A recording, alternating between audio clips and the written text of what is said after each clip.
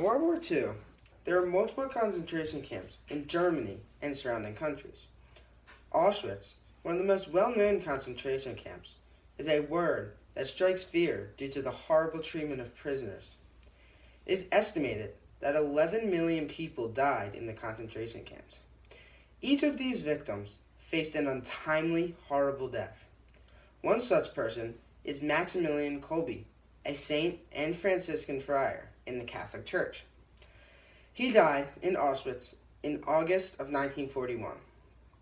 While in the camp, he faced many terrible situations, but he never lost his faith in God. He is a man worthy of a great deal of praise due to his devotion to Mary in the Catholic Church, his martyrdom in Auschwitz, and his canonization as a saint by Pope John Paul II. Now, let us pray to St. Maximilian Kolbe for his help in assisting me to achieve an A on my tribute speech to him. One praiseworthy aspect of Maximilian Kolbe was his devotion to Mary, the Mother of God. Born in Poland in January 1894, Kolbe practiced a life based on his Catholic beliefs.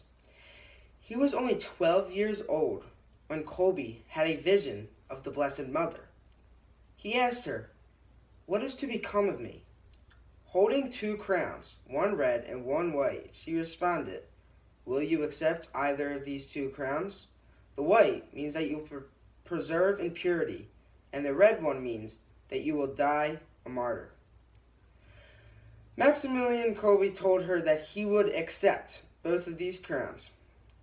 This vision strongly affected his life. A year later, after his vision, he joined the Franciscan priesthood. In 1911, he was officially ordained as a Franciscan friar. Later, he organized the Militia Immaculata, or Army of the Immaculate One. The purpose of this Militia Immaculata was to convert sinners and enemies of the Church to Catholicism. Kolbe also helped the spread of the Roman Catholic Church to Japan and India. His monasteries in Japan are still existing today and are a strong presence in the Roman Catholic Church of Japan.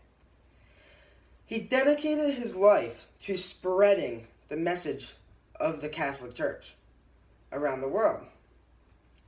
He had a significant impact on many people and countries, especially the Catholic community in Japan.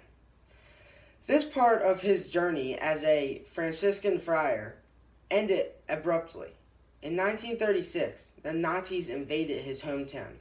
His monastery was forcefully closed, and he was arrested and imprisoned. Despite his hardships, Kolbe continued to demonstrate admirable qualities. The martyrdom of Maximilian Kolbe at Auschwitz defines many of his best virtues. After his initial arrest by the Nazis in 1936, he was then transferred to Auschwitz in 1941. He died at the camp in August that month. There, prisoners disappeared during the month of August. The Nazi guards were outraged by their disappearance and was questioning the prisoners if they had any information on where these escapees had gone. When the prisoners refused to give information to the Nazis, they became so outraged that they decided to put 10 prisoners in an underground cell where they would starve to death.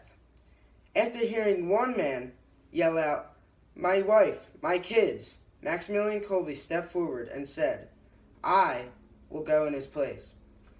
He died in August of 1941 in the underground cell at Auschwitz. Because of his actions, Pope John Paul II canonized Maximilian Kolbe as a saint. His devotion to the Church and Mary, his martyrdom at Auschwitz, and his miracle of curing a rare disease